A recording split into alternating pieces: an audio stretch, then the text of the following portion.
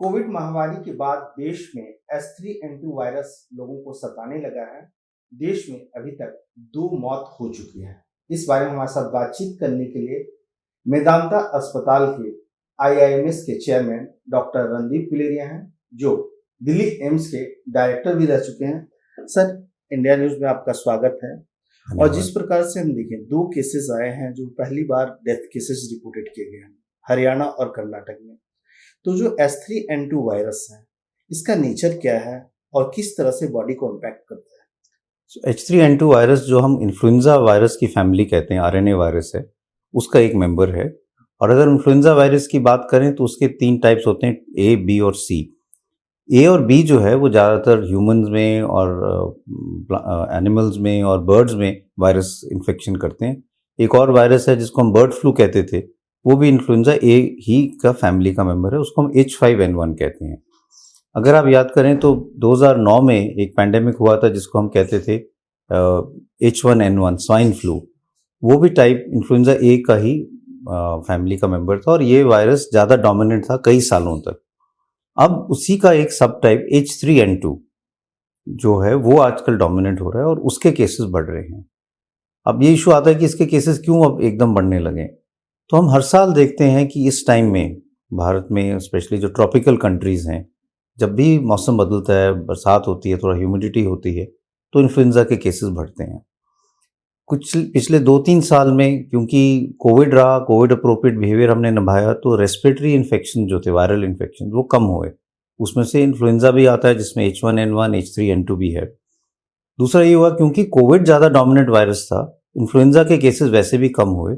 और अगर हम नेचुरल इम्यूनिटी की बात करें जो इन्फेक्शन से होती है, वो भी कम हुई क्योंकि लोगों को इन्फेक्शन हुआ ही नहीं, तो आस्ता आस्ता इन्फेक्शन ना हो तो आपकी इम्यूनिटी कुछ हद तक कम हो जाती है।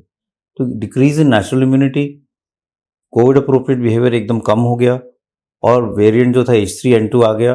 तो इन तीनों चीज़ों के कारण केसेस कुछ हद तक बढ़े हैं। लेकिन पॉजिटिव चीज़ ये है कि क्योंकि इन्फ्लुएंजा पहले से हमारे पॉपुलेशन में रहा है, हमें कुछ इम्यूनिटी है ही, तो बाय एंड लार्ज जो केसेस हैं वो कम हैं, माइल्ड ही हैं। लेकिन जो बुजुर्ग लोग हैं जिनको कोमॉर्बिडिटीज़ हैं, उनमें सीरियस केसेस, सीरियस इलनेस हो सकती है, ICU एडमिशन हो सकती है, डेथ्स भी हो सकती हैं। और अगर हम इन 2 केसेस की बात करें, ये भी कोमॉर्बिडिटी वाले ही केसेस थे। तो इसलिए जिन लोगों को कोमॉर्बिडिटीज़ हैं, रेस्पिरेटरी प्रॉब्लम है, हार्ट की प्रॉब्लम है, उम्र ज़्यादा है, उनको अपना ज़्यादा ध्यान रखने की ज़रूरत है।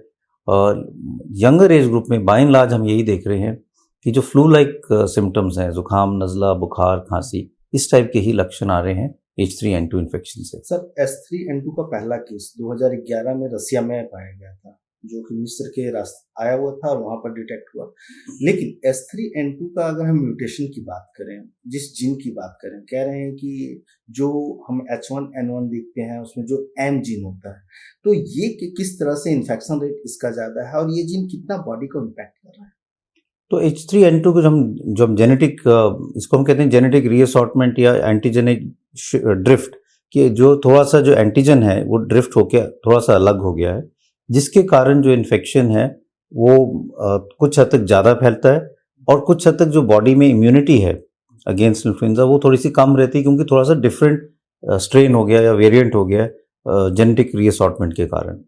तो लेकिन इतना ज़्यादा चेंज नहीं है कि हम ये कहें कि एक नया पैंडेमिक बन सकता है, क्योंकि जो ये चेंज आ रहा है इससे आउटब्रेक हो सकते हैं। पैंडेमिक वाली सिचुएशन नहीं है, क्योंकि कुछ हद तक इनहेरेंट इम्यूनिटी ऑलरेडी है। पैंडेमिक के लिए ये होना चाहिए कि अंडरलाइन कोई भी इम्यूनिटी ना हो, जैसे कोविड के साथ हुआ था, या जैसे H1N1 जो स्वाइन फ्लू आया था, जो इन्फ्लुएंजा के लिए था 2009 में, वो एकदम नया ही वायरस आया जिसके अगेंस्ट बिल्कुल ही कोई इम्यूनिटी नहीं थी और इसलिए एकदम केसेस बढ़े और हमने स्वाइन फ्लू का पैंडेमिक 2009 में देखा था। इसमें H3N2 में शिफ्ट तो है लेकिन इतना ज़्यादा नहीं है, तो इन्फेक्शन बढ़ेंगे, केसेस ज़्यादा होंगे, लेकिन ये कहना कि ये पैंडेमिक बन सकता है, वो अभी इतना उसमें एंटीजेनिक शिफ्ट आया है, एंटीजेनिक ड्रिफ्ट आया, एंटीजेनिक शिफ्ट नहीं आया है। तो हम ये कह सकते हैं कि कोविड की तरह इसका इन्फेक्शन रेट है। हम ये कह सकते हैं कि जो इन्फेक्शन है इन टर्म्स ऑफ R0, जो ट्रांसमिशन रेट है, वो कुछ हद तक जैसे कोविड का है वैसे है, लेकिन सिचुएशन कोविड से बिल्कुल भिन्न है, क्योंकि हमारी इनहेरेंट इम्यूनिटी ऑलरेडी पॉपुलेशन में है, जो हम कहते हैं हर्ड इम्यूनिटी कह लें, वो ऑलरेडी लोगों में है। इसलिए इतना सिवियर इन्फेक्शन होने के चांसेस या इतने ज़्यादा एकदम हॉस्पिटलाइजेशन होने के चांसेस कम हैं। सर आईडीएसपी और एनसीडीसी का जो डेटा है उसमें हम देख रहे हैं कि जो रेस्पिरेटरी के मरीज आए हैं जनवरी की अगर हम बात करें तो ऑलमोस्ट मोर देन 4 लाख से।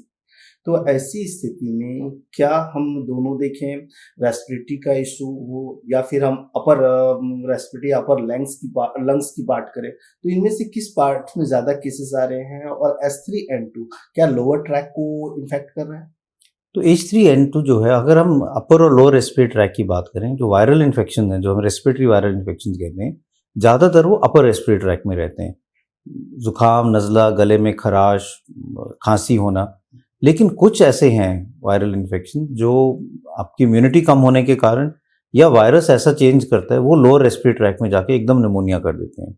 उदाहरण के तौर पे अगर हम देखें तो अगर हम कोविड की बात करें तो कोविड में जो एक वेरिएंट था डेल्टा वेरिएंट, वो एकदम नीचे जाके निमोनिया कर देता था। तो हम देखते थे एकदम लंग्स में निमोनिया हो गया, लोगों की सैचुरेशन कम हो गई और इसलिए इतने ज़्यादा एडमिशन हुए, ऑक्सीजन की रिक्वायरमेंट।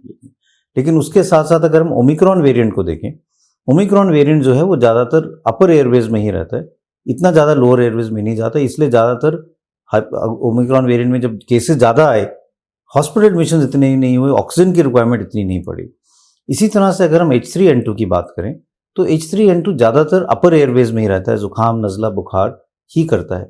लेकिन उन लोगों में जिनकी इम्यूनिटी कम है, जिनके रेस्पिरेटरी प्रॉब्लम पहले से है, या जो जिनकी उम्र ज़्यादा है, जिसके कारण जो हम कहते हैं एज रिलेटेड इम्यूनिटी कम होगी, इम्यूनोसेनेसेंस की जिसकी हम बात करते हैं, या जिनको मान लो डायबिटीज़ है, शुगर की प्रॉब्लम है या और हार्ट की प्रॉब्लम है, उन लोगों में ये वायरस कभी कभी लोअर रेस्पिरेटरी ट्रैक में चले जाता है, वायरल निमोनिया कर सकता है, जिसके कारण फिर सैचुरेशन कम हो सकती है, या फिर जो आपकी अंडरलाइंग बीमारी है, शुगर एकदम बढ़ सकती है, सांस की तकलीफ बढ़ सकती है, उसके कारण भी प्रॉब्लम हो सकती है। सर आखिरी सवाल, लोग क्या प्रिकॉशन इस वक्त पे और क्या इसके लिए वैक्सीन भी अवेलेबल है?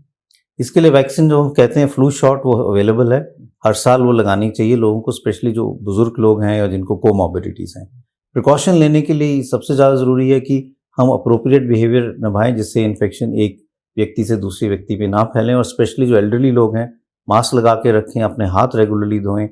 जहाँ पे भीड़ ज़्यादा है, जहाँ इन्फेक्शन पकड़ने के चांसेस ज़्यादा हैं, वहाँ पे उस जगह जाने अवॉइड करें, वहाँ ना जाएं तो बेहतर रहे। सर कब तक लोगों को निजात मिल जाएगा इससे?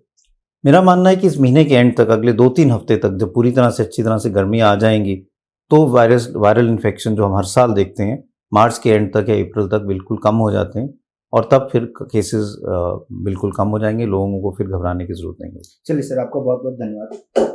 इंडिया न्यूज़ के लिए मनोहर केसी की रिपोर्ट।